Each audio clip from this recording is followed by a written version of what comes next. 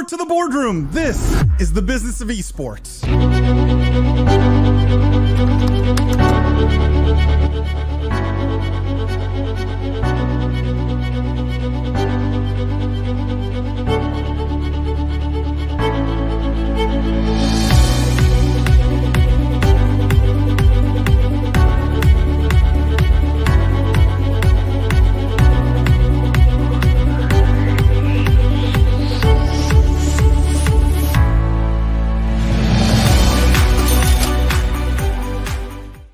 The worlds of gaming and esports are evolving every day faster than ever before.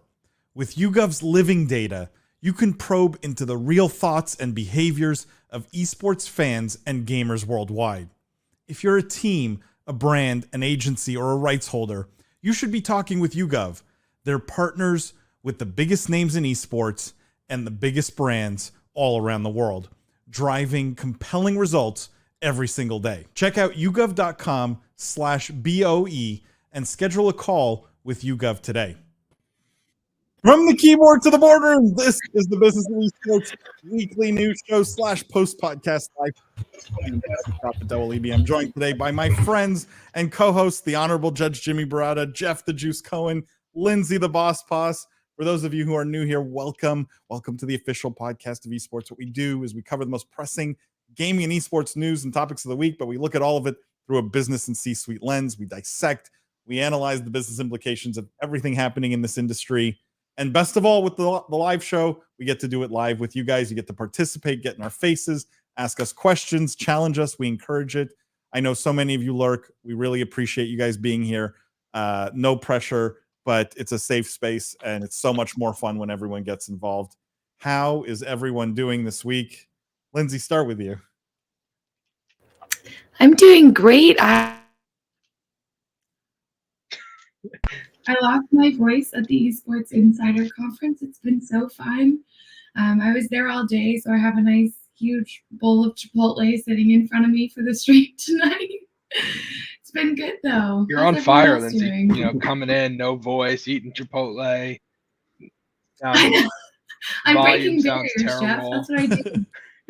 How was the conference? What were any good takeaways we want to talk about? Or sounds fun. I've never heard of this. What's the conference? It was really fun. It's Esports Insider hosted a conference. Never heard of these guys. Also, I'm gonna hold on. I'm gonna switch my mic. There's so many of these like third-rate conferences hosted by third-rate media outlets, so I don't. It's hard to keep up with all the imitators. You know, there's just so many people. Is starting strong this week. I know. Dang, I had a great time, and I met a lot of really good folks from there. So it was fun. Guys, your PSA, Lindsay's comments aside, don't go to conferences if we're not there. Just don't go. It's a waste of your money. Okay? Yeah, but I was there, so I don't know what you're saying. Jimmy, Jeff, how you guys doing? Good. I like the new intro. The new intro. YouGov intro was exciting. I perked up because I'm used to tuning out kind of the old intro, and now I was like, "Oh, this is cool, new intro."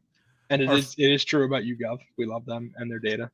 We do, and our friends at YouGov have been extremely great partners, and so it's fun. New little intro, a little bit different messaging, but I try and touch on this every week. The sort of the actionable nature of the data. So. It was interesting. Guys, let's start. I have a whole bunch of stuff this week. I will say the podcast episode that you guys have to look forward to this week is something entirely different. I mentioned it. I teased it. Jimmy teased it a few weeks ago. We were at Crypto Bahamas. We did a panel on gaming and Web3, and that was an invite-only conference that cost thousands and thousands of dollars to go to. And the best part of being a Business of Esports fan, unlike any of the other crappy media outlets out there, is you get this kind of top tier content for free. And we're going to put out our entire panel, the entire 1 hour panel out as the podcast episode this week. So some great guests on that panel, some great conversation around gaming and Web3. I really, really would love everyone's feedback on that. If you love it, by the way, definitely go subscribe to Meta Business, because you find so much more of that kind of conversation on Meta Business, which is our sister podcast. But that's what you have to look forward to on the podcast this week. It's a 1-hour panel from Crypto Bahamas talking about the intersection of gaming and Web3. So definitely go check that out when it drops on Friday. All right, guys, let's start with some gaming news here, which is what we do. And this is FIFA. It's a story we followed a little bit, but it's now sort of a done deal, it sounds like, or it seems like. And there's 2 stories related to it or tied to it. So let me bring up the first one here. And the headline here is FIFA says its games will still be the best, in quotes, without EA. So FIFA supposedly has already got multiple games in the works and plans to compete directly with EA starting in 2024. So following EA's announcement, it says that it would be dropping the FIFA name from its football series in favor of EA Sports FC branding, which we discussed on this live show. FIFA itself says it's already working on multiple new games, some of which are due to launch this year. Let me just give you the quote from the FIFA president. He says, "I can assure you that the only authentic, real game that has the FIFA name will be the best one available for gamers and football fans." FIFA president Gianni Infantino says in a press release. I mean, that's how I feel about esports business channels also. But I'm curious what you guys think of the FIFA basically now saying, we don't need you, EA. We're going to make our own games. Anyone excited about FIFA made games, Jeff? I think this is super delusional. I mean, I'd be very curious to see who they're actually going to get to make this, because obviously FIFA's not, making it themselves. The one, studio that maybe could do it and has like the development chops would be 2K, given their success in other sports games. I really hope they don't do that, as someone who owns Take-Two stock. I just think EA has such an advantage and such a network effect with Ultimate Team every year that it, I remember when I was an analyst a few years back, there was a big hubbub when Cristiano Ronaldo signed an exclusive deal with Pro Evolution Soccer, which is made by Konami. And that game was actually free to play. And people, investors were like, wait, like they lost Ronaldo. Like, what does this mean? Are people going to go to, he has a lot of fans, clearly. Are they going to go play Pro Evolution Soccer? And the answer was like resoundingly no. I mean, the game, I think FIFA is like 10 times literally 10 times the size of Pro Evolution Soccer in terms of player base, and probably 100 times it literally in revenue. So I don't think that there's any risk here. I think anyone who tries to compete with FIFA will probably just be spending a few $100 million to get 5% market share. Same way I feel about EA continuing to try to compete against 2K in basketball. It's like that war is over. It's been won.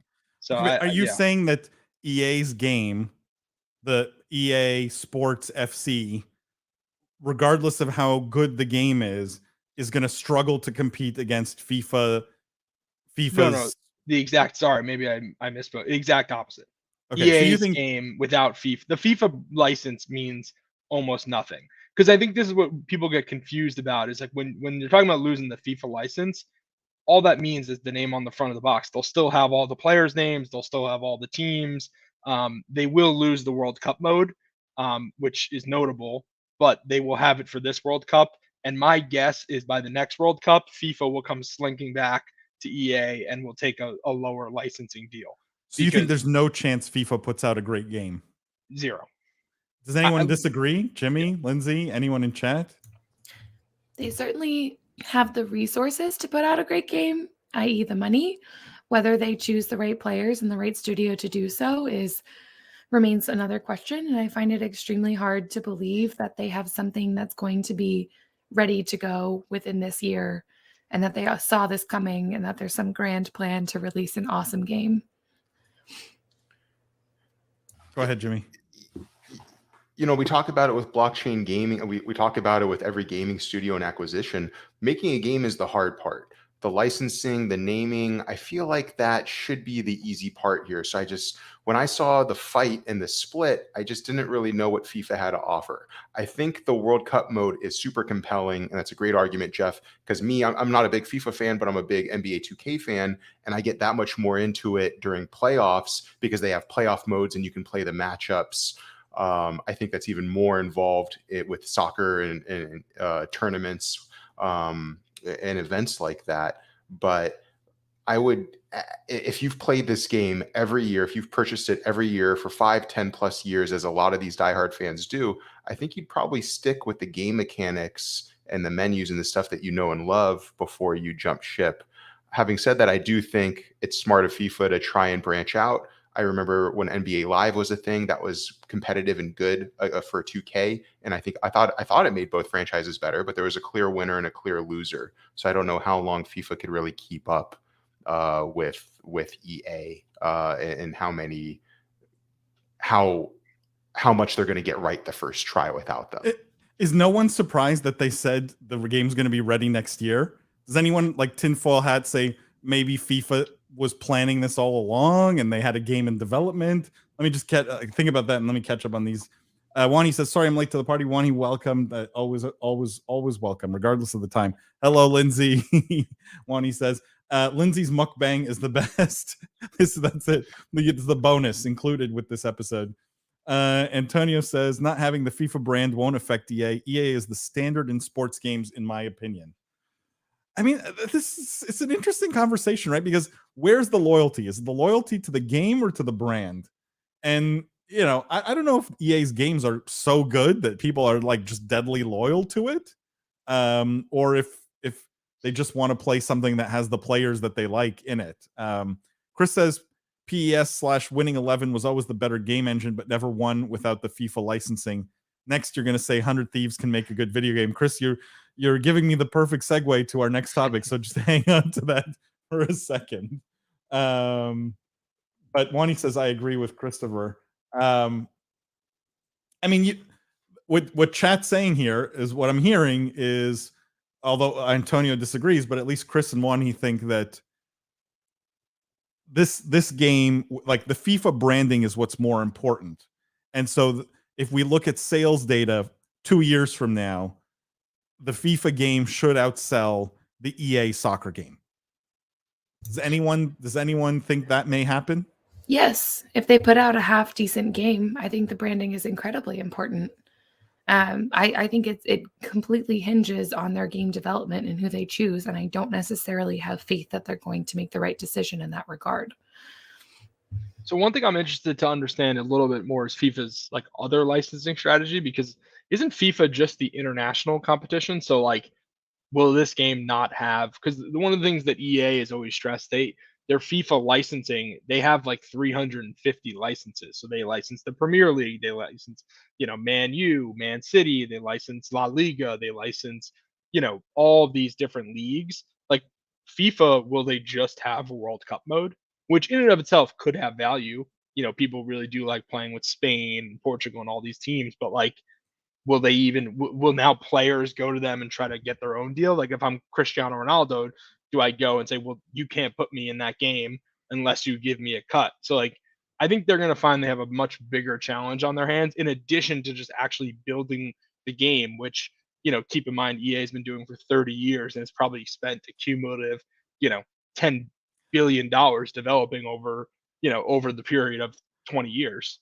Like that's a lot of, R&D debt to make up. Can I just throw something out there? Of all the, like, I'm the first guy to say making a great game is hard, but why is making a soccer game so hard, right? Like the physics are pretty simple. The game is the game, right? Like you don't need some new twist on soccer. It's not like you need to invent game mechanics or storyline or anything to draw players in, right? Like if anything, this is the easiest kind of game to make possible. So yeah, I'm always in the camp of making good games is hard, but here the bar is sort of low, right? I mean, it's like Fair point. It's a relatively slow-paced sport. It's relatively easy to model, right? I don't know. Maybe I'm missing something there, but I feel like FIFA has a high chance of putting something very competitive out, and EA maybe misplayed their hand on this one, maybe. And let me just give the backup for that, and then I'll read some of the comments here. But some of the backup is there was this article that came out. I don't necessarily want to cover the substance of this, but it was like EA the next day put out this saying, "Hey, we have unannounced games and major IP for 2023." So like that they've got new stuff coming and that we haven't publicly disclosed it yet. Does anyone think this is in any way connected? Right? Like they want to change the narrative. We're still making games. We're still, that maybe EA is worried. Does anyone buy that? Or am I reading too much into this, Jimmy? I think you might be reading into it. I mean, FIFA is one game out of a ton of great games that EA puts out. I'm hoping that major IP is the new Dragon Age, because that's what I'm looking for personally. But who knows? Maybe it could be something completely different in a new franchise. Sure, they probably needed some good press in the cycle, but it's not like you come up with, if they're coming out with a game in 2023, it's been in development for, years, I would think. So I don't think this is just like, hey, here's my more attractive new, girlfriend or whatever. This is just something that they needed to put out, but something that they were working on independent of whatever happened with EA. They're probably completely blind of each other too. I would think that whatever game's being put out could care less about how well FIFA does. That's how EA operates. The FIFA team doesn't care how well the NBA team does. So someone at some level cares. At some level, yeah. Andrew cares. Let me just read some of these comments here. Wani says, I'm not sure FIFA is more important than gameplay and stuff, but I think if FIFA releases the game, it can be serious competition. That I agree with. Matt says, hey, everybody, FIFA will definitely go to another developer like Take-Two or Capcom maybe, or PlayStation. I mean, it sounds like they've already decided and it just hasn't been announced, right? Does anyone... But if you were... So I agree. I do agree that it does sound like that, but like FIFA is going to be...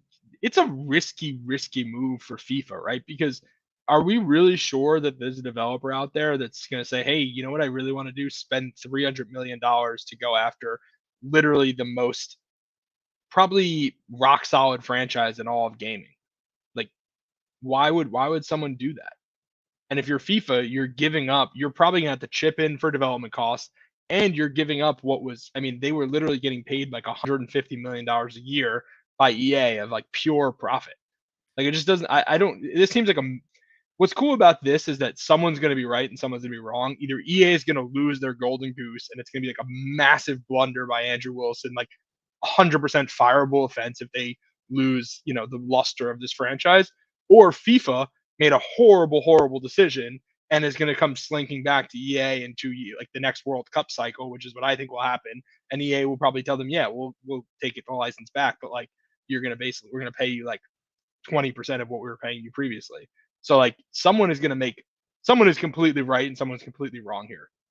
Sort of binary. Who buys FIFA though, right? It's got to be like, I suspect it's pretty seasonal, right? A lot of it is Christmas gifts, things like that. And a lot of it's parents buying it for their kids. I have a funny feeling the brand carries more weight here than we're giving it credit, right? It's still a $60 box game that the parents, I don't know what percentage is, but my guess is it's at least 25-30% at least that will buy it just because it's, hey, I know my kid plays FIFA. I'm going to buy them the next FIFA. Let me just get caught up here, guys. I'm so behind. Chris says, even the Tecmo Bowl game sold better when it had the real players in real league back in the day.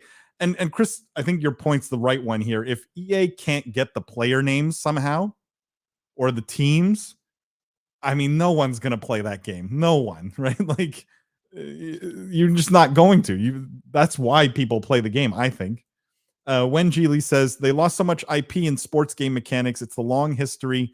EA... PES, by the way, is Pro Evolution Soccer. For those who don't recognize this, it was Konami's, I guess, soccer game. It's a long history. EA PES has that it's going to be hard to compete with. FIFA will all be about execution, and if they can, but it sounds like there's not many studios with the chops to do it. so likelihood of failure is high. To your comment last week, there's a reason Football Manager succeeded over Champ Manager even after losing the brand Champ Manager. The manager piece, though, feels like it's not the same because the names don't matter as much, maybe. You're right. The FIFA, I mean, everyone agrees here. I think FIFA's going to live or die by the execution of this game. But does anyone think that that bar is super high? So high that they can't find a studio, to Wen's point here, with the chops to do it? I'm quoting directly.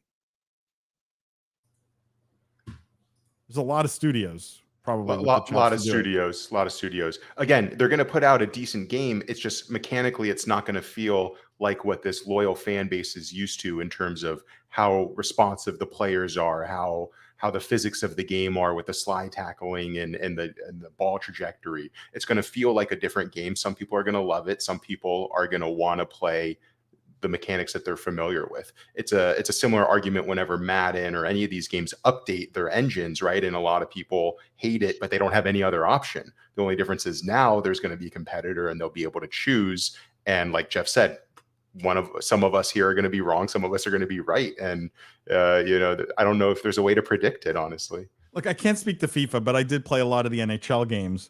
And it was like, for many years, it felt like the only improvement year over year was like, they changed the music in the intro and the player faces were a little bit more realistic, right? It looked more like the actual player. And that was pretty much it. And for the most part, the game played exactly the same. I suspect soccer is pretty much the same way, and that most of the physics in the engines have been figured out. Matt says, making a soccer game is hard because devs won't stop tinkering with them. It's the same problem with 2K, Madden, NHL, etc. Yeah, I don't think that stops FIFA from making a good game, though. Mechanics are pretty hard. They have tricks, attributes, tactics, I guess. Football Manager, it's like a full spreadsheet simulator with metrics they hold. Assume EA has that data already or similar. True, but I'm assuming data like that would still belong to FIFA. I don't know if you guys like actual player data. I don't think so. You think that's third party collected? Yeah. Or no, I think EA comes up with the player data. Okay. But yeah, as I understand, they're gonna have all the teams and all the players. They just won't have the name FIFA, and they might not be able to say this is the World Cup. They actually may even have the international teams. That's the only thing where I'm on the fence for, because a lot of people do love playing with the international teams, and if you can't play with those teams, I could see that being problematic. But if it's the only change is it doesn't say this is the FIFA World Cup, it just says you're playing with Spain versus Italy. Like who cares? Right. The players' names are still. If that's the case, then I definitely am like there's gonna be no effect. Outside of maybe some people's parents buying them the wrong game, I think that's actually a fairly valid point, Paul, because I think people just have that name in mind. But yeah, no, I wouldn't be too. EA, I'm sure, did a lot of research before making this decision. So. They'll find another way, I think, Jeff, also to market those matches, international or whatnot, that's apart from FIFA. They'll just come up with new creative titles. To me, the big issue is licensing, right? Like, and also proprietary, just ownership of these digital rights, these digital creations, the ratings of the players, the dance celebrations that they record in studio that take hours to do for these teams. I'm not sure how the licensing goes with regard to like putting the players' names on the jerseys, which I think is different than the player data you guys were talking about. So, all these technicalities, I think, depending on who they pay for those rights. But again, EA is way ahead because they have the celebrations, they have the engine already, they have rankings for these players that they update every year for thousands, of people on roster.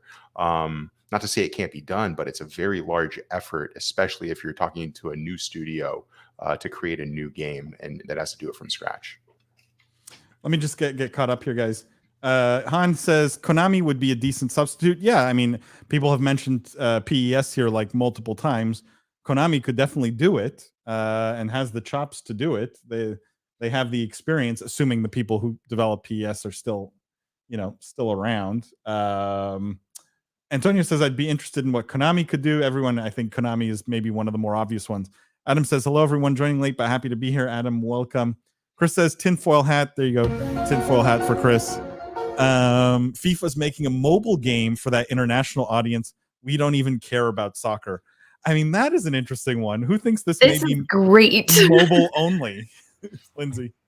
Oh, I mean, that's going to be so huge with the South American audiences. I think this is a great theory. I think that FIFA could do a lot with a mobile game. I don't know that it necessarily directly competes with any console game, and EA might still see some traction in terms of its console sales for the people that are really used to playing and streaming and watching streamers, whatever. But I think that the mobile could certainly, like, there's a lot of markets where I could see a mobile FIFA game being super successful. So this is a great theory. I would be pumped to see that. I mean, mobile would make sense. Like, there is a FIFA mobile game. EA would probably, I'm sure they'll rebrand it as well. Like, I don't know if it ever was really that successful. Like, it never caught on as much. Probably just bad execution though. So that could be an interesting opening. Certainly would be a lot easier to develop. So maybe that's their kind of first foray. Matt says, what about just the teams, not the players? That was the case with the old college football games, Matt. I think Jeff touched on that, that, especially like country international stuff, probably no issue. Johan says, I wonder what effect a FIFA partnership will have on Konami's PES in terms of new market share. That should give us the value of FIFA's partnership. And I think right now that's hard to judge. I mean, because Johan, you think it'll steal market share? It will, like, what's the, like, is the thinking that, assuming FIFA's not doing it with Konami, right? Which we don't know. It could be that the bigger loser is PES or the bigger loser is EA Football, FC, whatever they're calling it. Right? Because when was the last installment of PES? I think they made one. It might be a yearly title. The last one was terrible. Apparently, it was like, yeah, they did one in 20. They did like one horribly rated. Yeah, they did one last year. So, I mean, is the assumption here, Johan, that you think PES will be a bigger loser in terms of market share versus an EA, that it'll cannibalize? I mean, if Konami's smart, this is they should be the partner, right? Because if they're not, potentially they're the bigger loser than EA is. Right, because they fall to third, yeah. Yeah. Han says, FIFA feeds the player ratings seasons by seasons. Diehard club fans will be rooting for their player rating going up. Yeah. That answers the question on player ratings. Chris says, fun fact, when PES lost the licensing, EA poached a lot of the Konami designers. Same thing can happen the other way. It's true. I mean, Konami definitely has a lot to gain. I just looked at the Metacritic score for their last year's installment is 25 out of 100. So not a very good game, but maybe slapping FIFA branding on top of it fixes it. So guys, we've spent a lot of time on this. I know it's interesting. We'll see how it plays out. Is it a brand new developer that FIFA taps? Is it Konami? Is it someone else? Is it mobile? Is it the console? Right? Maybe they'll start their own. It seems to be like the new thing, right? The new thing. Well, that's the perfect segue, I think, to our next story here, which is 100 Thieves. 100 Thieves in the market to build their own game. So the headline here, 100 Thieves developing video game with pros and streamers. 100 Thieves announced the development of its own video game, Project X, which will be a collaborative effort with pros and streamers. CEO Matthew Nateshot Haag and 100 Thieves president John Robinson revealed the org's next big initiative on May 18th, adding another branch to its already ambitious list of business verticals. Concrete details of the title are slim, but the 100 Thieves execs are planning to shake up how game development looks by actively incorporating input from streamers, pros, and community members. Guys, where have we heard this before? I mean, look, I always said these guys are mostly unoriginal, mostly pretty bad business people. These are mostly mismanaged companies. But come on. This is like ripping off the dock completely here. No? Is no one bothered by this? Jeff? I'm not bothered by this. If anything, I would say, I thought you were going to say ripping off the business of esports, because I have to give, you and really actually William credit. I remember many podcasts ago, like 2 years ago, you guys were talking about this with several esports orgs, whether it made sense to eventually be vertically integrated and have, esports orgs actually create their own games. And at the time, I thought it was ridiculous. Turns out I was wrong. So yeah, kudos to you guys for calling that. In terms of this, I'm not bullish on this, but the one thing I guess I would maybe play devil's advocate with myself a little bit is that right now there's a war for talent going on in terms of developers, and the big video game companies are not really the greatest place to work, right? There's a lot of unrest at Activision, Ubisoft, EA, really everywhere. So maybe a big brand like 100 Thieves that people really like and gamers identify with, maybe they have some sort of recruiting advantage where they can actually hire talent because of that. I could see that potentially being something on a pitch deck that would maybe get investors excited. In practice, I think you hit the nail on the head that these guys aren't that great of operators. I mean, we saw with FaZe Clan, like just the disaster that they've been in their brief period of time, trying to get into the public markets, just overspending, not executing. So, like, do I have confidence that an esports org is going to be able to build a video game and hire talent and actually hit deadlines and not overspend on costs? No, I really don't. But yeah, those are sort of my takes. Jimmy, Lindsay, any of you guys have a different take on this? I just want to, I feel bad. I want to get a couple comments on the last topic here. Wen says Lego FIFA. That would be interesting. Actually, I think that would do super well because that's totally like on point in terms of the market there. Johan says, I think that remains to be seen. If a FIFA partnership provides PES with a big new surge in market share, then FIFA might be worth the 300 million they want, and EA would have made a blunder. If it does not provide them with significant new market share, EA might have made a good decision. It's hard to judge that at this time since it's so unprecedented for soccer games, as EA had this exclusive since the genre's pioneer, basically. Yeah, I mean, Johan, I agree. We won't know until we see the actual game, right? It's kind of hard to just predict based on we just don't have enough information. Who's the developer and what does the game look like? Until we have that, it's hard. Matt says a Super Smash game with major influencers and gamers from the industry would be cool. I mean, isn't that just Super Smash? Chris says, at what point do investors start to question what's being done with their money for a sports team? I mean, clearly no one's asking questions here, Chris. Like, I'm pretty sure that's obvious. No one has ever really asked questions with most of these esports teams. Can I just throw a hot take out there, guys? And let me, I'm curious what you guys think. Is this basically an admission that esports teams as a business and a business model have failed, right? That we can sort of soundly say now that esports teams cannot be successful as esports teams. You either become a media outlet or you become a game developer or you become something entirely else, but no one, it seems, figured out how to make a successful esports team. And this is sort of an admission of that. Is that not fair to say? I mean, I think it's fair for the more media and content orgs. I think there's plenty of teams who are doing completely different things in the competitive scene, but I've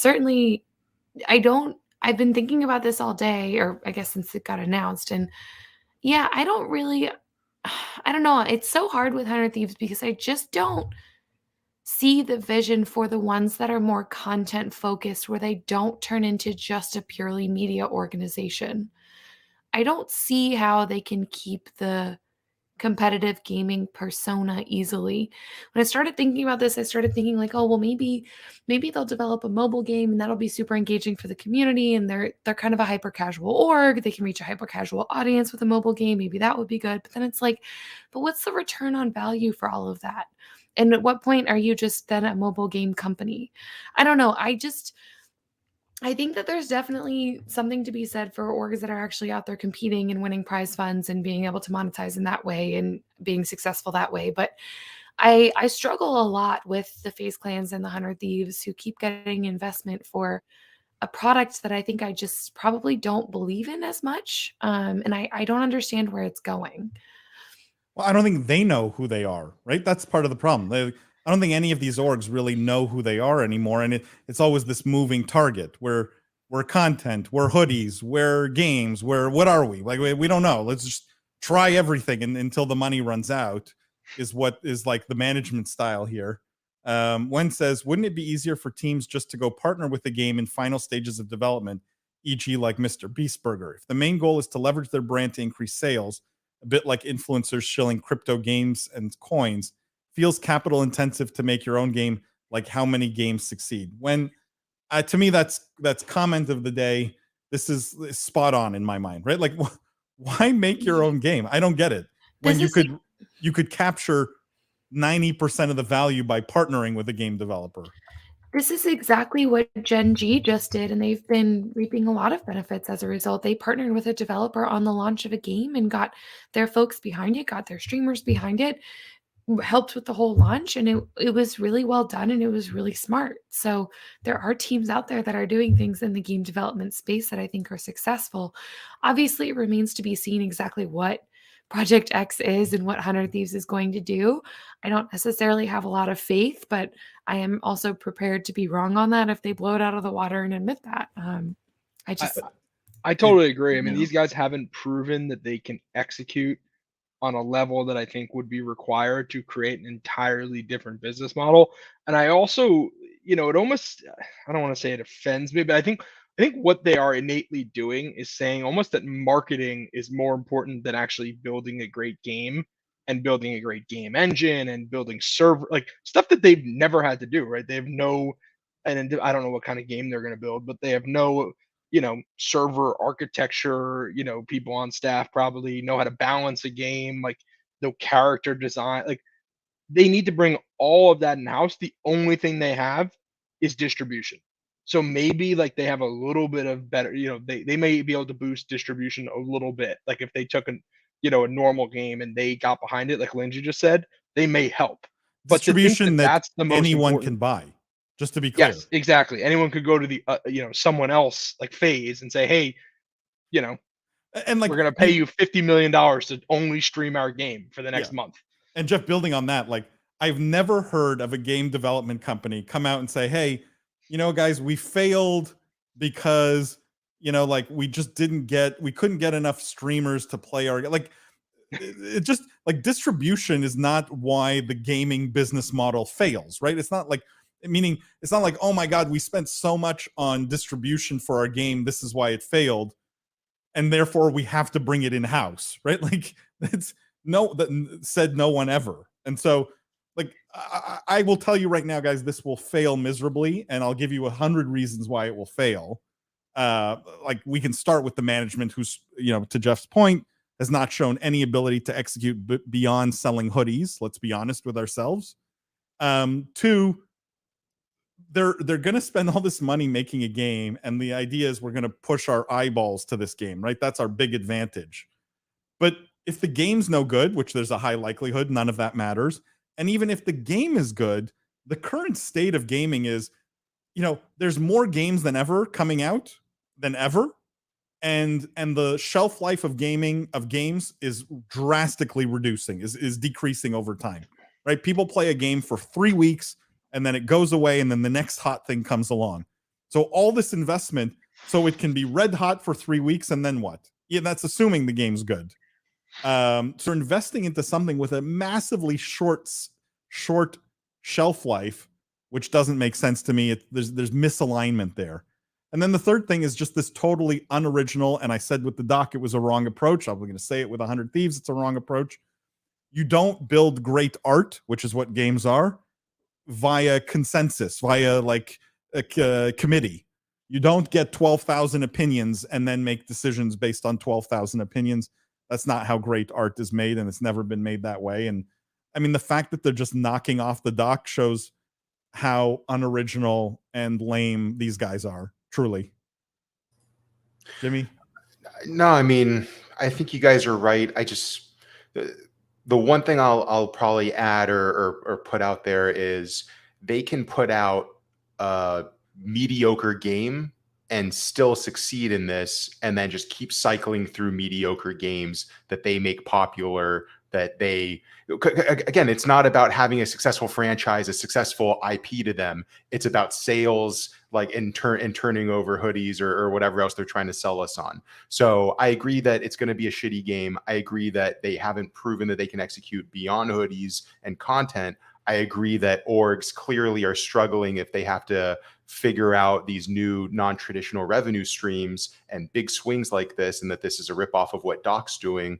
I just think that they could probably find success with a web-based HTML game that they, if it makes them money, if it makes them more money than it costs them, then it's a win. If it entertains their audience for a week or a month, then they can do that and churn and keep pumping these out and go on to the next game relatively cheaply. And again, that's not a model I want to see. I just think that they could find success making crappy games. Do you think their audience is that loyal? Because I totally agree. Like the first game, yeah, definitely, no matter what, people are going to play it. Same thing with the doc. Second game, okay, if the first one sucked, maybe, the people will play it. But like, I don't think their fans are that loyal if they're just churning out like garbage, like mobile games or something like just crappy. Like, I don't know. Are people going to be like, to me, I think they're more likely to lose their audience than their audience to start liking these crappy games. They're definitely putting their reputation at stake with this. Absolutely. If the game sucks, like let's take the extreme scenario. If the game sucks, I guarantee you they sell far less hoodies as a consequence. I mean, if the game sucks, then they probably don't make more games, right? That's also. But keep in mind how expensive this is too, right? Like if they, you're spending a lot of money. Like if they listened to our podcast episode from last week, I mean, what was the comment on game developers? Like they're just commanding massive amounts of money right now because it's such a hot space, right? This is not going to be cheap. 100 Thieves is not going to get game developers for 50 grand a head just because they're 100 Thieves. These game developers are literally going anywhere making hundreds of thousands of dollars. I mean, this is such a fool's errand, and also confirms that there's zero oversight at most of these teams. To Chris's point, like there's no sort of level-headed kind of voice in the room saying, "Let's take a step back, guys. This 20 million we're about to blow. Where is this maybe better spent?" Alonzo says they can promote the game, but the development isn't there. Seems like involving the community in the development is part of their promotion as well. Alonzo, no doubt, right? Like it's like you create hype, you build it up, you create this idea that you can have input into this game, and it's all well and good. But like, I just don't know if you can truly, authentically take 100,000 opinions and bake it into a game and the game not suck. Chris says to Jimmy, could 100 Thieves have saved Splitgate?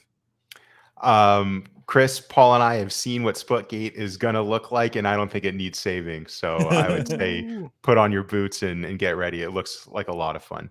It wasn't to me, but I will second that I don't think Splitgate, given that they raised 100 million, has counted themselves out just yet, and I don't think they need 100 Thieves. They have a pretty good idea of where they're going, and I'll be curious to see how gamers react to it. But we did get a sneak peek, and it is pretty cool. So, Wenji says, "Is this some way to raise additional funding? Also, in future, they have something additional to point to at IPO or future funding round, and look at all these verticals we have. Although fresh investment is going to be hard this year, I get the impression."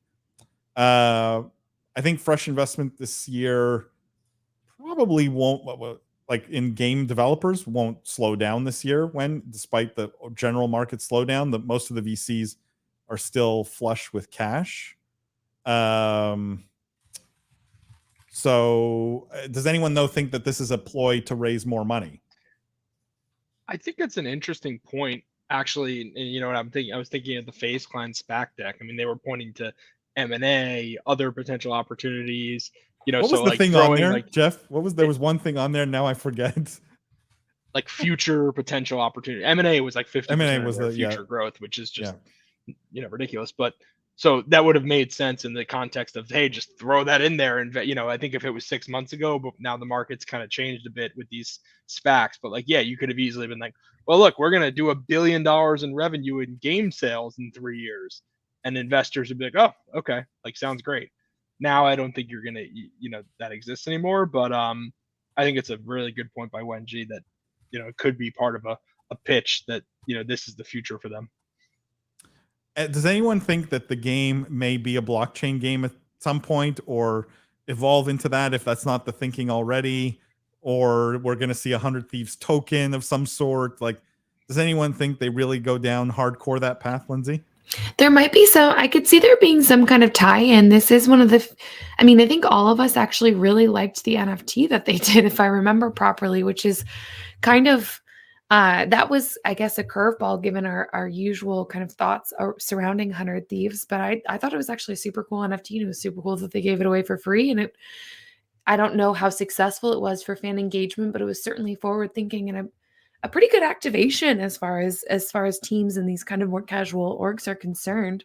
So I'm not sure, given how that went, they may consider shifting to a blockchain style game. But I think that it's just wild to announce a game. Well, it's not wild, but it's crazy to me to announce a game project and like we have absolutely no details on what type, when, how. Like, But that's sort of it's par just for like, the course, right? Like, sure, for the it could be a industry. blockchain game. It could be a mobile game. It could be a PC game. It could be an Oculus game. Like, it could be a lot of things. It could be a board game. Like, they could, But it's a great question, though. Do you think they know and just don't say? Or do you think it's truly that they just haven't thought about it yet? Like, we're going to make a game, and then we'll figure it out. I would imagine that there's some type of direction that they're all excited about, and that's why they made the announcement. But I still would also imagine that it's early. They're trying to, gather hype, all this stuff. The direction may change depending on who jumps on board, what investment it draws, whatever. I would imagine that they have an idea of what they want, and it'll adapt depending on. To that vein, it's an interesting question. Like, why? Maybe this gets to what Wenji's saying. Maybe this answers your question a little bit, Paul. Why announce this now? Either it's for financing or it's for recruiting, right? Because this game's presumably they haven't been working on this for a while. I think we would have heard about that if they were hiring. It just would have gotten out there. So like this game's not going to come for 2, maybe 3 years if it's a a PC console game. Like, why make this big pomp and circumstance announcement now? Like, haven't we learned that that's not smart? Like, I feel like we've talked about this. So they last raised around in December. So it's coming up on 6 months, which means they're probably running out of money. So my guess is it's like, well, you put out, Paul, a great idea, which was, is this a blockchain game? And I think that's a wonderful way to raise a lot of investor money, because it's very popular right now, and a wonderful way to fail miserably and have a lot of people be like, well, it was a risky thing. We knew that getting into it. So I actually like the idea, and I wouldn't be surprised if they come out with a blockchain game, 1, to attract dollars, 2, to have justification if they do fail. I thought that was on point. Yeah.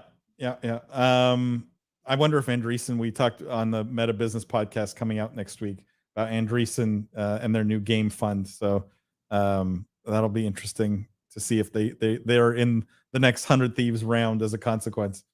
Antonio says, I like how casual they're willing to maybe throw away 100 million. I don't know if it's going to be 100 million, but it's probably at least 20. You got to think that they're going to blow at least 20, 30 million on this.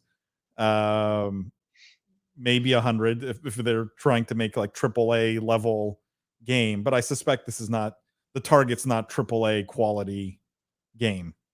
Wenji says, I don't know what the multiple valuations are on game companies versus esports company. I mean, there's no public esports teams other than Astralis and maybe FaZe. So hard to say on that one. I anecdotally, I think there's a lot more hype around game developers right now than esports companies. I guess that's a good point. I think in general, if we're talking about like an established esports team and like org versus like an EA Activision, it's definitely the multiples much higher on the esports org front. But I guess if you're talking about startup, maybe blockchain gaming studios, they're getting probably higher multiples than what we're seeing on the esports side. Yeah. Wenji says it could be 100 Thieves Wordle / Sudoku. I mean, that could be their big plan for Project X. Even the name, it's just lame. I mean, it's so lame. I'm constantly amazed at these teams who consider themselves purveyors of cool, how lame some of their decision making is, and how lame some of their stuff is. Just my opinion, I guess. All right, guys, let's move on. We got so much more news to get through. We're gonna have quite a lightning round if we take this much time to get through these stories. I want to put two stories together here because there were two different sort of reports on games that most of us know, most of us love, in terms of the numbers that they're putting up. And the first story was an update on Apex. Apex Legends hits $2 billion in earnings with continued growth. So Apex putting up big numbers years after release. This was on their earnings call, EA's earnings call. Confirmed the game passed the $2 billion mark in total earnings. So that's $2 billion over about 3 years. It's growing, so the game continues to grow, and revenue increased by 40% compared to the year before. And that season 12, which is the most recent, was the game's most successful ever. And executives expect Apex Legends will eventually make $1 billion a year. The one thing that's coming out later this month is Apex Legends Mobile. So that'll be interesting to see how that does. But they're projecting $1 billion a year eventually for the Apex Legends franchise. Now, I wanted to put this next to another story because $2 billion sounds like a really big number. And then I saw this story, which is, PUBG Mobile surpasses $7.5 billion in total revenue. So since infancy, since its inception, $7.5 billion earned, and that 57%, or roughly 4.7 billion, comes purely from its Chinese player base, where the game is called Game for Peace. So it's funny, given what the game is about. And so PUBG Mobile, $7.5 billion over, I want to say, a slightly longer time frame. It's not in this article, and I'm trying to remember the exact year where PUBG Mobile was launched, but it would have been relatively like a 3 or 4 year kind of. I'll just confirm, or if someone can confirm. Release date 2018, so over a 4-year period. Wow. Curious what you guys make of these two stories, right? Like, these are the big success stories. This is, I guess, what 100 Thieves is hoping for. But any interesting thoughts on PUBG Mobile versus something like Apex Legends? Given we all look at things from a North American lens sometimes, and you wouldn't think that PUBG Mobile has done almost 4 times the revenue. Any thoughts on this, Jimmy or Jeff? Go ahead. Jimmy, you can go if you have thoughts. Oh, I mean, the only thought the only thing I wanted to say was I played the new season of Apex last night, and it's awesome. I mean, I'm a big fan of Apex, and I like seeing it do well. Apex obviously hasn't been out as long as PUBG, and there's something to be said that this is also shows the strength of PUBG going mobile.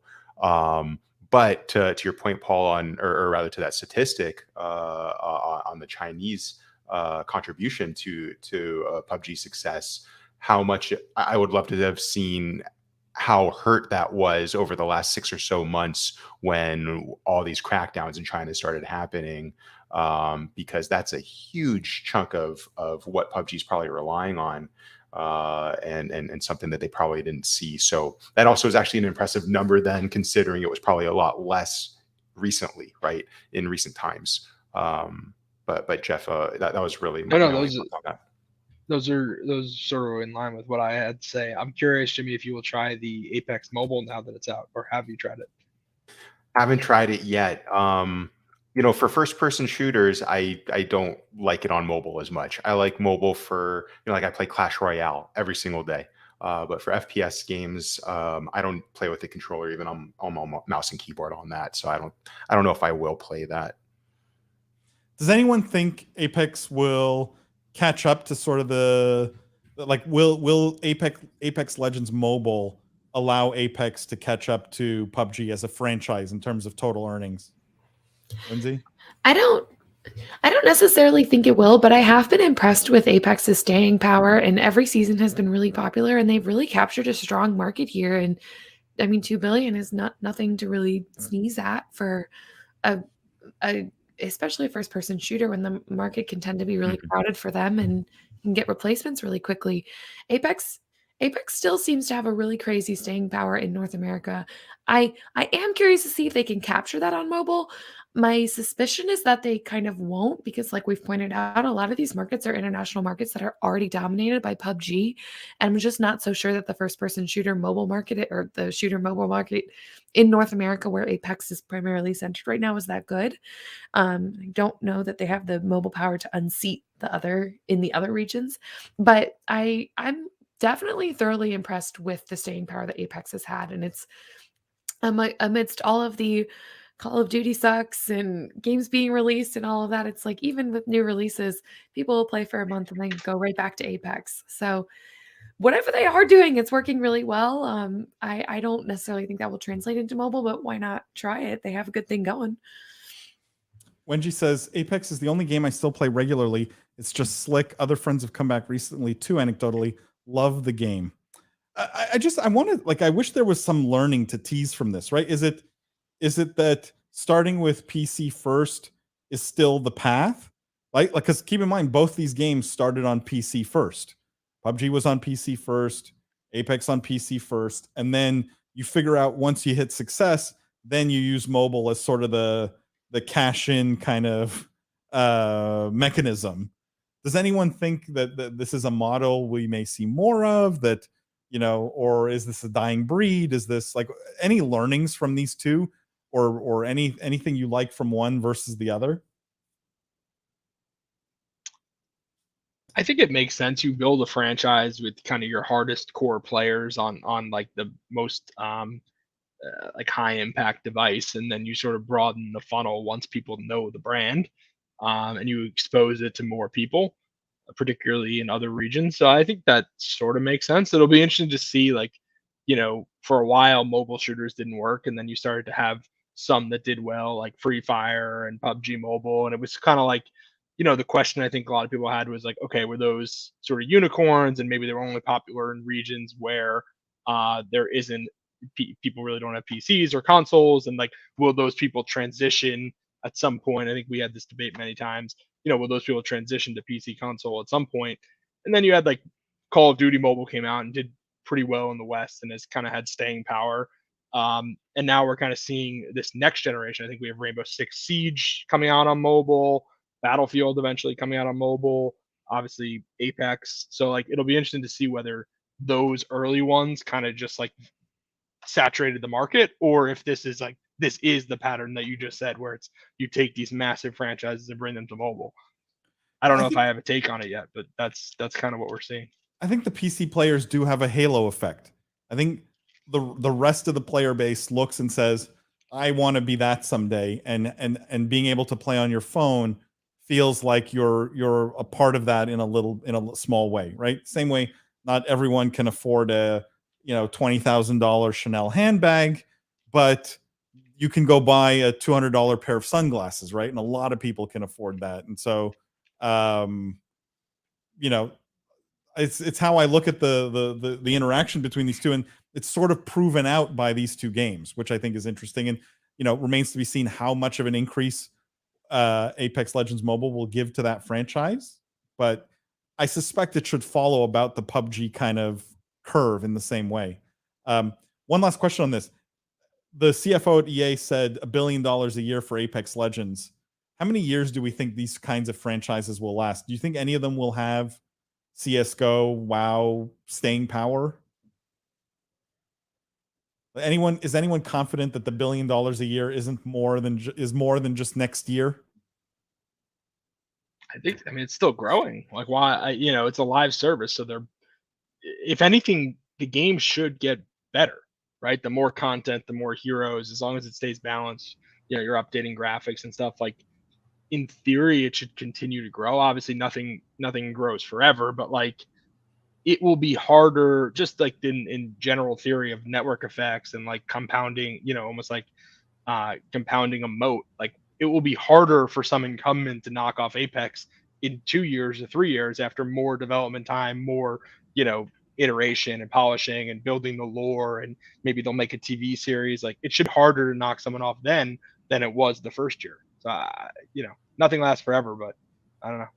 Wenji says Is it more that if your game is good on PC, it's probably already a good game, mechanics, story, experience, so more likely a hit, i.e. you're picking winners to transfer.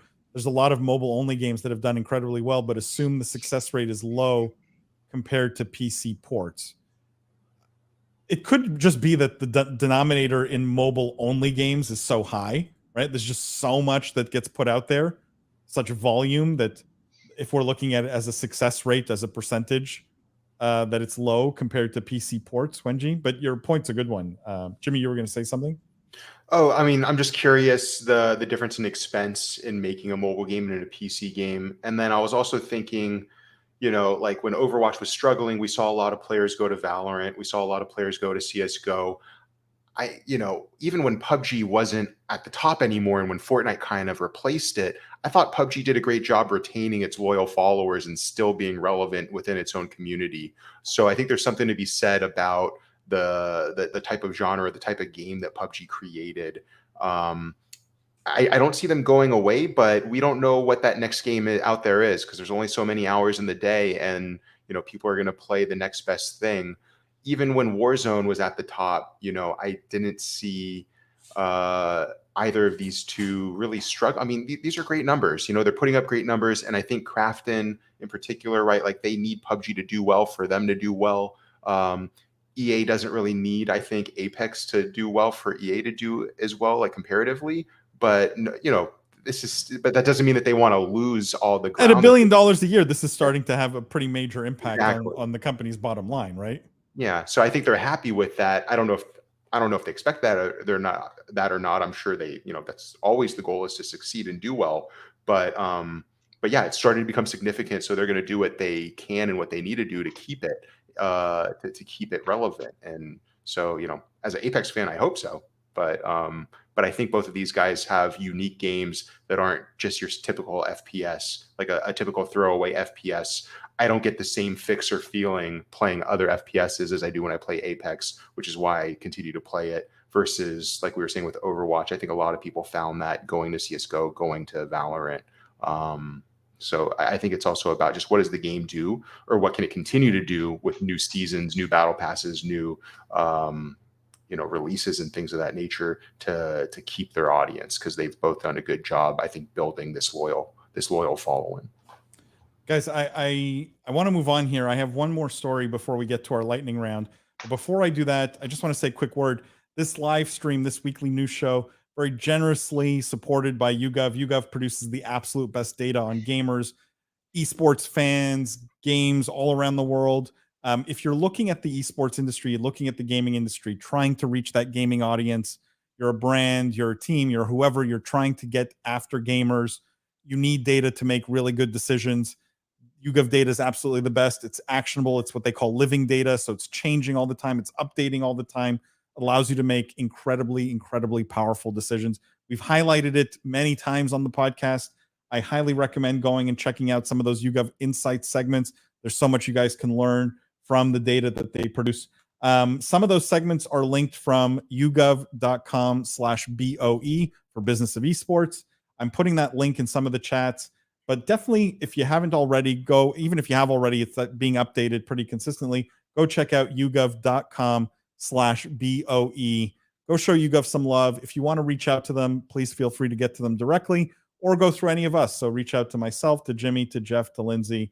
Any of us can put you in touch with YouGov if you're looking for the absolute best data in this space. So yougov.com/BOE. Stop what you're doing for a minute. Go check out the website. Show YouGov some love, and we appreciate their support. All right, guys, let's do one last story, and then I'm going to get to our lightning round here. And this last story is about Hulu, and I thought it was interesting given the conversation we've had around Netflix recently. So the headline here: Hulu partners with Xbox to bring PC gamers free games in a bundle deal. So Hulu and Xbox announced this partnership. If you're a US Hulu subscriber, you're going to get 3 months of PC Game Pass as part of their Hulu Friends with Benefits initiative. Interesting title. And it says here the move to target gamers follows Netflix's entry into the gaming market. So I just want to highlight the differences here, right? Netflix has gone and either acquired or created mobile games that are now part of the subscription. So if you're a Netflix subscriber, you get access to those mobile games ad-free, versus Hulu, which says if you're a Hulu subscriber for a limited time, for 3 months, you can get PC Game Pass for free. I would love to go, and I want to hear chat on this, and I want to hear you guys. Who's got the best approach between the two streaming networks here on gaming? It's partnership versus sort of build, buy, include. I don't know, however you want to characterize Netflix's strategy, but it's different, and I'm curious where you guys are at on this one. You love one, you hate one. Lindsay? I don't love this only because this is a thing Hulu has done previously. They did it with Spotify. They kind of do these various media partnerships, and I don't really feel that it's that original or exciting or like a new and interesting idea. I think what happened is what will probably happen with Spotify, which is people pay for Spotify, got Hulu for free, and as soon as that ran out, they left Hulu. I think people may do this if they are already interested in getting Game Pass, and then they'll just let the Hulu part go away. I guess I can say that it's nice to see people kind of try different things, but I find this kind of partnership just like a cheap bundle thing that a lot of companies do that just doesn't really scream to me, oh, you're sharing audiences, oh, you're bringing people to the platform. I just don't really, I mean, this isn't a bad thing, but it's not like, oh, so smart. Now you're definitely going to beat Netflix for me either. I don't think that it's a better or worse strategy than Netflix. I just think it's a thing that media companies do to try to share users, and I don't know how successful it is. I don't think. I mean, I assume that Microsoft is paying Hulu for anyone that signs up, right? So it's just a create. I think it's a creative. Do you think they'd have marketing. to pay? I assume I would. I mean, obviously, Because don't know, but I would if think you're so, Hulu, right? If you're Hulu, you're offering something free to your user base. What, like, meaning that there's benefit for you. I don't know if they I would necessarily think that command Microsoft. dollars. I would think it's a totally good point. I clearly I don't know. My initial assumption was that like clearly Microsoft, if it's free, Microsoft is getting the better end of the deal, right? Because I don't think any Hulu subscriber no one's gonna subscribe to Hulu so they can get free Game Pass, because you can get Game Pass for like $1 anyway. So like you're not gonna subscribe to Hulu to get 3 months of Game Pass. It's just so Hulu's not gaining anything out of it. And no one who has Hulu is gonna be like, well, I was gonna unsubscribe, but like now I get Game Pass for 3 months. Like, wow, I'm gonna stick around. I assume this is like an affiliate deal where it's like a business development deal. They go out, they say, well, Hulu, you may have, same thing with the Spotify thing. It's like, well, there might be a bunch of people that have Hulu that don't have Game Pass. Boom, give this to all of your people. Send an email to your millions of followers, and if you get 1% of 1% to sign up, boom, Game Pass just got an extra 150,000 subscribers, and they pay $25 or something to Hulu. Boom, Hulu makes a few million bucks, and a couple people in business development are pretty happy. They show some good metrics to their bosses, and like they get some good articles written about the partnership. Like I think it's probably as simple as that. So I'm hearing no excitement on this from Lindsay or Jeff. Is the conclusion that you guys all like Netflix's approach here to gaming better? I don't know. It's apples and oranges for me, honestly. Clearly they're apples and oranges, but you can still like one better than the other. I don't know. I don't. I think Xbox Game Pass is successful in a lot of other ways that have nothing to do with this Hulu deal, and I think that their strategy right now is probably the one that I prefer. That being said, I also have faith in a lot of Netflix's long-term visions. So I think you guys made great points. I'm a Hulu. I mean, I'm sure we've all used Hulu. I'm sure we've all have used Netflix, and I'm not sure if you guys have tinkered or experienced with Game Pass or not yet. I think Hulu is doing the better job here than Netflix. I think it's very expensive for Netflix to try and make games just to roll into their existing subscription model, that these games could be not that great, that they're taking a big chance on trying to create something that's worth playing. And it's admirable, and it's a great idea to try and utilize their IP in new ways and continue to retain these younger audiences. But to think that any Netflix game that they create is going to be better than even one of the worst games on Game Pass, I think is a stretch. Game Pass is just, it has too much on it. It's too good of a product. And to Jeff's point, I think this is probably a value in kind deal. So from a business perspective, if this isn't costing Hulu or Xbox that much money other than marketing dollars, they're already coming out way ahead than Netflix that has to sink tons of money into game development just to retain and to stop losing users, right? So I think Hulu's the winner here, but we don't know enough details as to the relationship between Hulu and Game Pass for me to be firm in that belief. But that's just how I feel about this. Is I would rather have Game Pass than any Netflix game. And kudos to Hulu for being like, we don't need to do this in-house. We can just partner with the best. Yeah. My guess is actually the ultimate winner in this story is Game Pass. Definitely. Because I think Hulu versus Netflix, I agree with Jimmy. It's lower risk, but I think Hulu ends up making some money off this, whereas Netflix is just burning money. And I would bet with the way their stock price is going, and they're just announced some layoffs, I wouldn't be surprised if in the next 6 months we hear the whole gaming thing is just shut down in Netflix because it's just not going anywhere. But what I think is happening here is Xbox knows their customer acquisition costs. So say it's $25 a user, they probably go to Hulu, say, hey, we'll pay you $10 anyone you get, and then they know no matter what they're acquiring users for cheaper. So like that's probably what's happening here. I think Wenji agrees with you guys, says that's a full win-win for Xbox, right? Xbox get a load of new Game Pass users for no acquisition cost, or I guess less than maybe their usual acquisition cost, or their average acquisition cost. Assume like all things, this only applies to new users, probably. Wenji, that would be my guess. It's not. Oh, it does say you have to be new to Game Pass. Yeah, you can't have an existing Game Pass subscription. Chris, I'm gonna read your comment, Chris, but you sort of half stole my hot take. And so Chris says, keep an eye out on Netflix's interactive kids shows. This Battle Kitty thing is blowing up, and it's fascinating for the world of a new gaming audience. Dad talking here. And Chris, I think it's so smart what you just said. My hot take was really going to be, now that I've had time to think about the Netflix thing, now that I've seen sort of Hulu's play here, it's one of these things where my conclusion is they're all confused. They all sort of don't know who they are. And, you know, they're media companies, they're streaming platforms, they're content companies.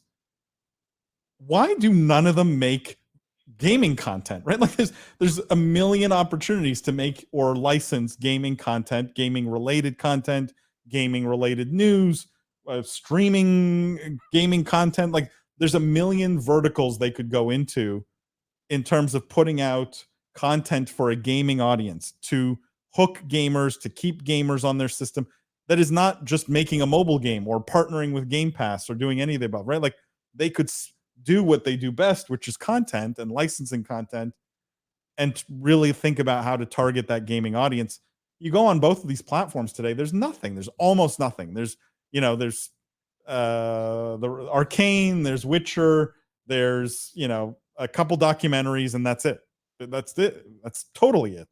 I think such an opportunity for these companies to be licensing.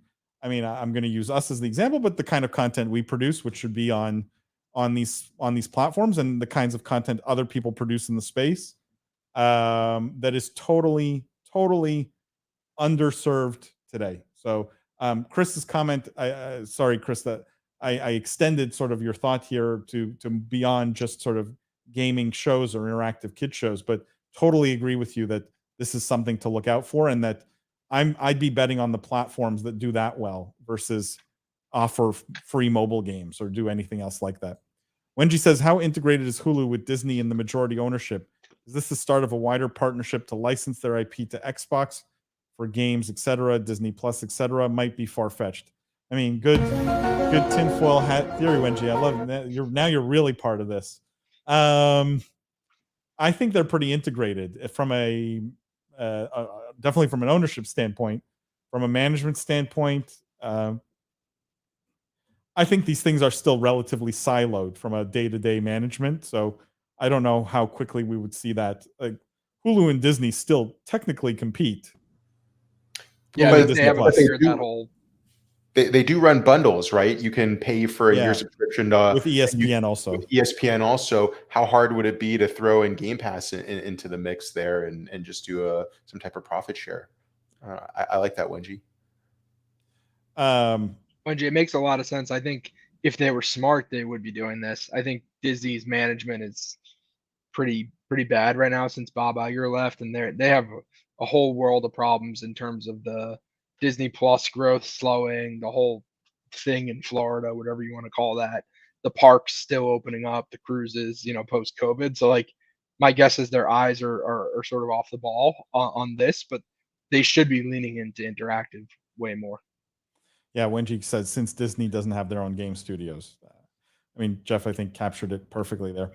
All right, guys, I wanna move on. I want to get to everyone's favorite new segment, the lightning round. I'm gonna roll the intro.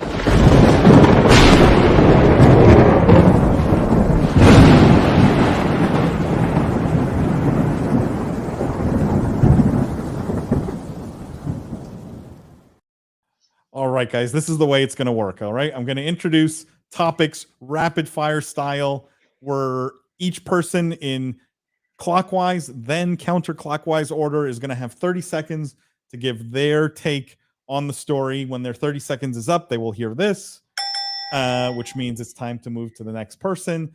If you are in the chat and you have a comment, you have a thought on the story, please type quickly. And when it's my turn to go, I will try and use my time to read as much as possible people's comments on each one. So I'm going to kick this off, guys. We're going to start with a story about Boost Mobile here. And the headline is, Boost Mobile will let you lower your phone bill by playing games and watching ads. You can exchange Boost coins for a discount on your bill. So basically, if you use their app, you play games and interact with the ads in the app, you earn Boost Coin. 1 Boost Coin's equal to 1 cent. And you can convert or exchange those Boost Coins for a discount on your phone bill. So play to earn, sort of. There's no mention of blockchain directly in this article or in this release, but you can now play to earn dollars off your cell phone bill. Jeff, let's start with you. I actually kind of like this. I mean, one of the things we always criticize about play to earn is that, not everyone can take money out of the ecosystem. Someone has to put money in. Well, in this case, actually, someone is putting money in, the advertisers who are paying to get in front of the eyeballs. So I actually like that. Rewarded ads have been a thing on mobile for a while and have actually, really worked really well. So, will a lot of people do this? Probably not, but it's not the craziest thing. I don't know how you prevent people from just like putting on the ad and walking away and just keep doing that, but Lindsay? I'm a big fan of this as someone who regularly plays mobile games and gets special bonuses for watching ads and has never spent a single dollar on an actual mobile game. So this is exactly up my alley. I know Boost is known for having like a lot of low-income customers, so I think it's pretty cool that they're offering this program as a way to lower ads on bills. Reminds me of a lot of things electric companies did with like there's like days you can earn credits back too. So kind of a good way of doing it. Jimmy?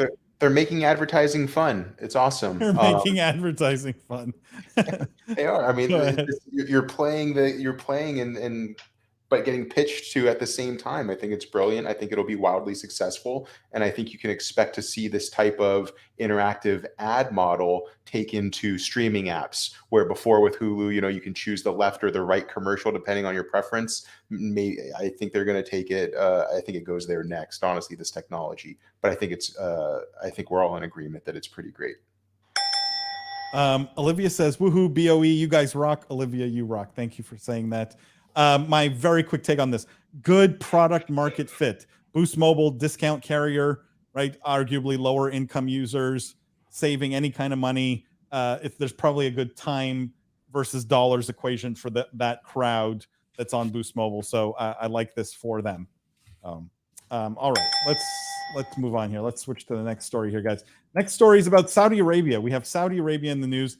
Nintendo. So the headline here is Nintendo's the latest target of Saudi Arabia's gaming investment country's investment fund buys 5% stake for nearly $3 billion. So this was made by the Public Investment Fund. This is the same fund that acquired stakes in Capcom, Nexon, that bought ESL. That like this is all the same money, essentially Saudi money, government money, essentially going to buy gaming companies. 2.98 billion is the size of the investment in Nintendo. 5.01% ownership. We've spent so much time talking about Nintendo, guys. Jimmy, what do you think about Saudi Arabia buying a very sizable portion of Nintendo here? And what do you think they'll do with it?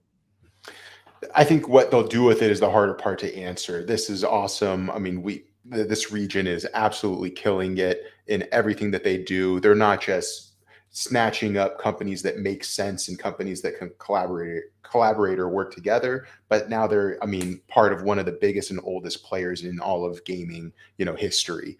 What do they do with 5%? Hopefully they bring a Nintendo land to Dubai, or excuse me, to Saudi Arabia, to the region in general. Yeah, I mean, that would be, I think, the first step. I think it's about crossing over these cultures and kind of bringing these influences and sharing in that. Well, I'm done.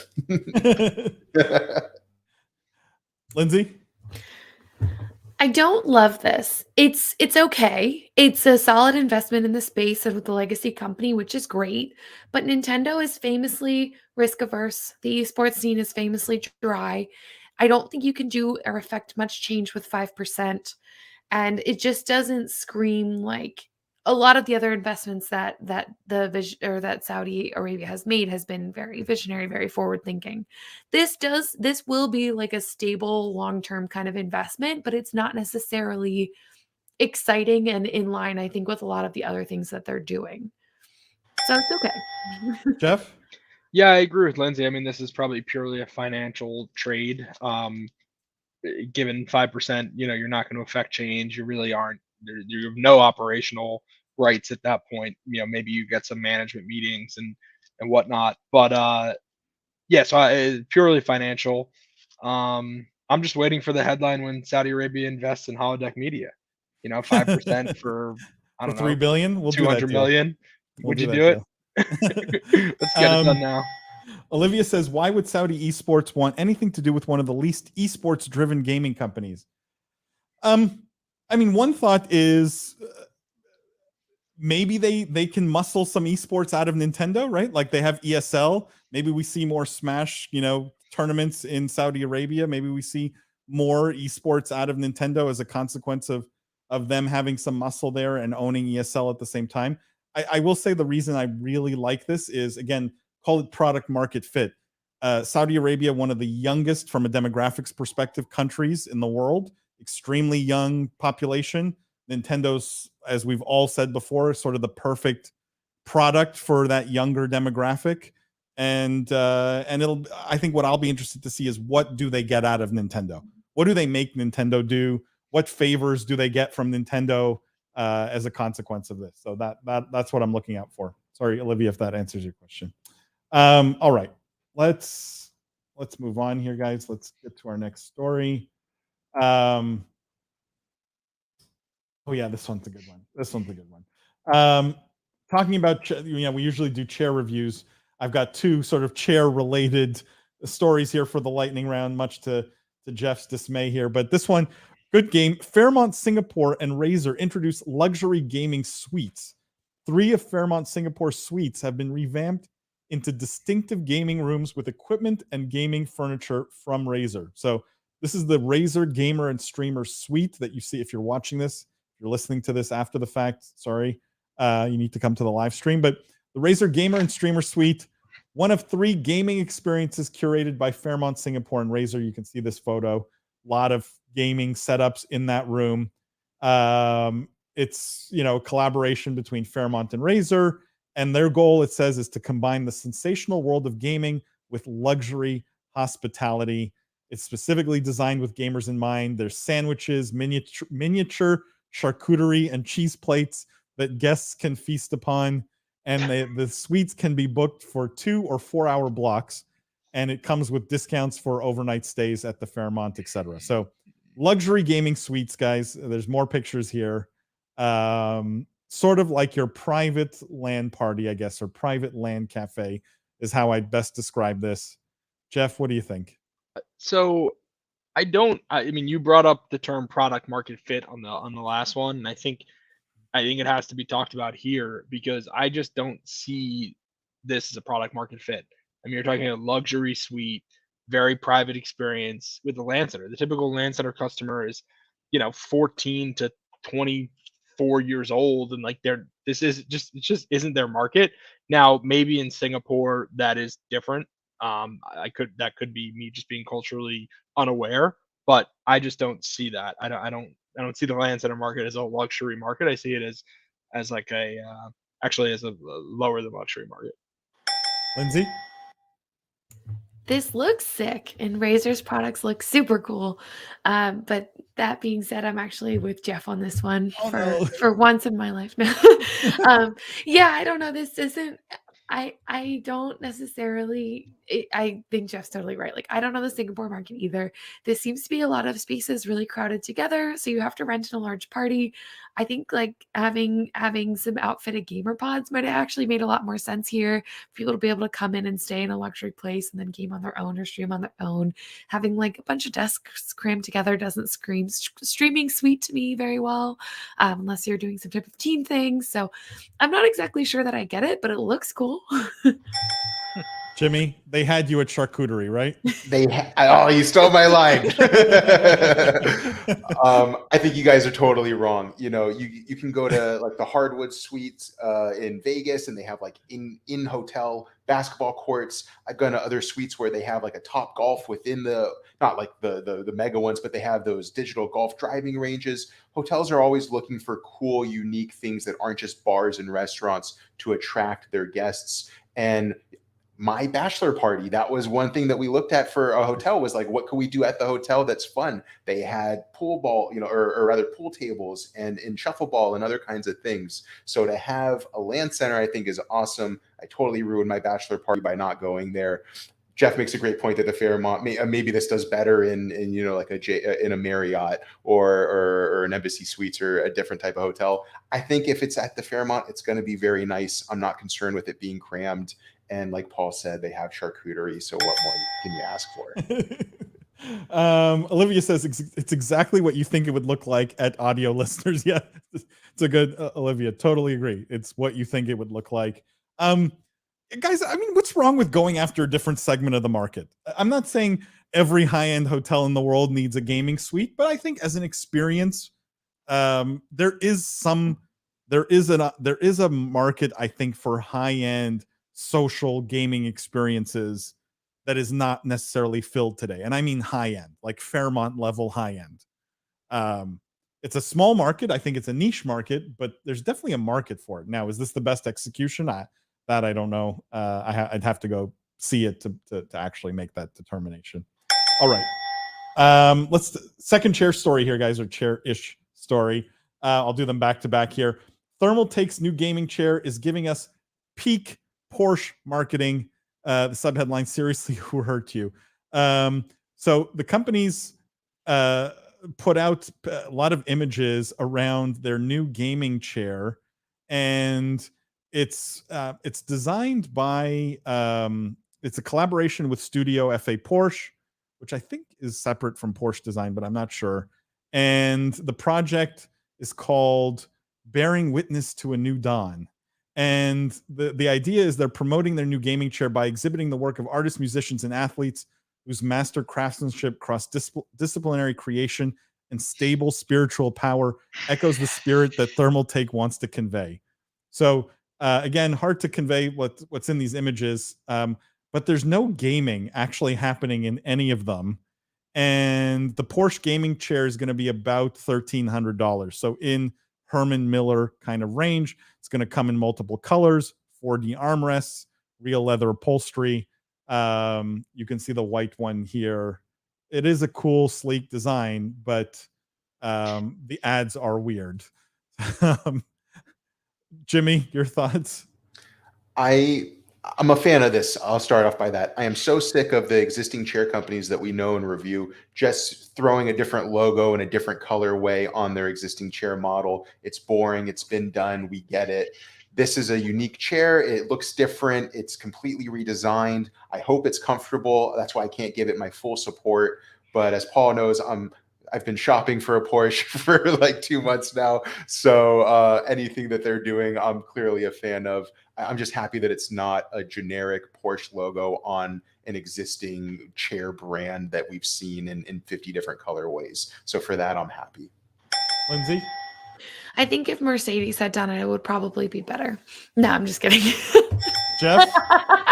I assume that's an F1 joke that went over my head. Yeah, I got nothing. I mean, the ads were weird. It seems expensive. I don't know. I think Olivia's comment is right here. It's exactly what you would think it looks like for the audio listeners. And then I like the sub headline. It said, seriously, who hurt you? Which is pretty funny. The ads are terrible, unfortunately. And Porsche ads are generally very good. This is not Porsche, the automotive company. It's the, like the design firm, but it seems a little uninspired. Like I find it interesting to sit in, the same bucket seats that are in a GT3 or something, even though I don't think that makes for a comfortable gaming chair at all. But as a piece of furniture or art, maybe more interesting. This I didn't find that interesting. All right, let's move on, guys. Can we talk about? I want to do two stories in one here. So you gotta get both of your comments in. Actually, I'll do them back to back. All right, let's do them back to back. Headline here: Google Store removes dedicated gaming tab, effectively burying Stadia to highlight Pixel Buds. So this was while Google I/O was happening. The Google Store removed its dedicated gaming tab. So you can't see any kind of, you can't sign up for Stadia or anything like from the home screen. And it's been replaced with a new earbuds category. So instead of the gaming category, where you could buy this Stadia controller, etc., it's now an earbuds category. Jeff, start with you. What does this mean for Stadia? Are they reading too much into this? Well, I mean, I bet the earbuds are going to sell better than Stadia. That's for sure. I mean, AirPods is bigger than a lot of consumer brands. I just remember I was laughing to myself because I was thinking back to PAX East, where the guy told you that your prediction that Stadia was going to die was wrong because technically it wasn't dead, which I thought was pretty hilarious. He himself had also, I think, predicted that Stadia was going to die, and he said, "No, Paul, we were wrong. It's not dead." Which I thought was just hilarious. Yeah, technically not dead. Lindsay? Yeah, I mean, I think that this does make sense for Google. I think the Pixel Buds are a better product, so why not put that forward? Jimmy? Stadia is just such an embarrassment. I hate talking about it, honestly. So I'm glad that they finally acknowledged that. Shamefully, I have a friend, I think, that just ordered a Stadia, and I yelled at him in our group chat for a good 5 minutes. Like, why didn't you ask me? I just went off and I was like, you need to ask me before you do stupid things. So, for science, like research for science. Yeah, look, the question I have, and it's more of a question than a comment, is this Google burying its gaming ambition altogether, right? Like by taking the gaming tab off the home page, is this them effectively saying, we're done with gaming, we're out of gaming, right? That's it. We admit defeat. We messed up. I mean, Lindsay, you didn't use all your time. Go ahead. Well, to be fair, I think it's more so an excitement towards the Pixel Buds, which have been true. It's been a product that Google's been working on for a long time, and they're quite a good product. And so I don't know that it's necessarily against gaming so much as why not put the product forth that you believe in more right now. What they might turn something around and do more research with Stadia too. Who knows? All right, guys, let's get to our last story here. We're going to finish on this one. It's a fascinating one here. This is from Carnegie Mellon, in fact, and the headline here: VR's next gaming step may let you feel spiders crawling in your mouth. The subheadline: a group of researchers at Carnegie Mellon have created the next big thing in VR gaming, mouth-based haptics with spiders. So a group of researchers, it says, they created a new way to deliver haptic feedback to players' mouths. The effect is achieved by affixing a large board covered in ultrasonic transducers to the bottom of an Oculus Quest, positioned so that it points directly at the user's mouth. The transducers emits ultrasonic energy, creating a variety of sensations on the lips and teeth. So you guys can, if you're watching, you can see it here, like these ultrasonic, this ultrasound array or ultrasonic transducers sitting like right below the Oculus's headset piece. So you can create, it says, in one simulation, a user takes puffs from a cigarette. In another, wind flies across the user's face. Or like having spiders in your mouth is one of the scary ways they mentioned. So it's obviously not consumer ready, but it is very cool. And I'm curious what you think of this, Jeff. I mean, the spiders thing is just horrible. I mean, my first take is like, at first I was going to say, what's the use case? Because I thought we were just talking literally about putting fake spiders in people's mouths. But, you know, as we sort of read through the rest of the article, I mean, this kind of technology is going to need to take place to really have the full immersion of the metaverse. So, you know, I think there's some value here if you can have people really feeling wind on their face, or the fact that they're eating. Like, these are experiences that you're going to need in an immersive metaverse. So kudos. Lindsay? Yeah, this is my alma mater. I saw a lot of super cool stuff at the Human Computer Interaction Institute. I did a lot of these studies myself when Oculus was in its early days in 2012, 2013, a lot of motion-based stuff. So I'm always super excited to see what everyone's working on over there. I think it's awesome. I think Carnegie Mellon's still at the forefront of all the cool stuff that's happening in tech, and I love it. Jimmy? I don't think all innovation is good innovation. If I want the wind in my face, I'll go outside. I never ever want to feel what it even simulated, what even a simulation thinks it feels like to have a spider in my mouth. I do think in the chat comments that Chris makes a pretty funny connection, and that's probably not far off. Chris says there's an industry for this, and it ain't gaming. Chris, I got to give you one of these. Yes, there is an industry for this, and it's some form of gaming, I guess. Wenji more accurately points it out. This feels like the adult industry is going to love this. Really enjoyed watching this live, by the way, much better than just the audio on the podcast. And apologies for the vast number of comments. Worth staying up late for. Wenji, thank you for the vast number. Yeah, I know. Throw them out. This is great. We love the comments. It's so much better when there's comments. Guys, but let me just get back to this for a second. I've been saying this forever. To get to that holodeck future, right? The future where virtual worlds are completely indistinguishable from the real world, where all of our senses are satisfied. We need technology like this. And what I've been telling people is we're closer than we think. This is not so far away. People are going to solve these problems. And we're starting to see it. I mean, I can't believe that this allows you to feel stuff in your mouth. So cool. Chris says, Wen, you were awesome. Chris, you're awesome. Wen's awesome. Everyone here who commented, Olivia and Antonio and Alonzo and Matt and all of you guys, Johan, all of you guys, if you're still here, Adam, Han, thank you all for coming. We love doing this because of you guys, because of the comments, because of the participation. It makes it so much fun. I will say, definitely tune in for the podcast this week. It's going to be a lot of fun. Go subscribe to Meta Business and Meta Woman, our two sister podcasts. They're incredibly, I'm so proud of those two shows. I think we put out amazing content there every week. And go follow Business of Esports on all our socials. So either Business of Esports or Biz Esports everywhere, on YouTube, on Instagram, on TikTok, on LinkedIn, on I don't even know, on every single platform you could possibly imagine. Twitter. We are going to be running a giveaway also this week, so stay tuned for that. If you follow us on the socials, you guys can enter the giveaway. It's in partnership with the Sentinels, the esports org, who were on the podcast a couple of weeks ago. So definitely tune in for that, or join and follow to be a part of that. Olivia says, "Hey, Lindsay, I'm loving your podcast. You keep getting better and better every week." I couldn't agree more, Olivia. She is killing it with the show. And Johan says, "Great show, guys." Johan, thank you so much.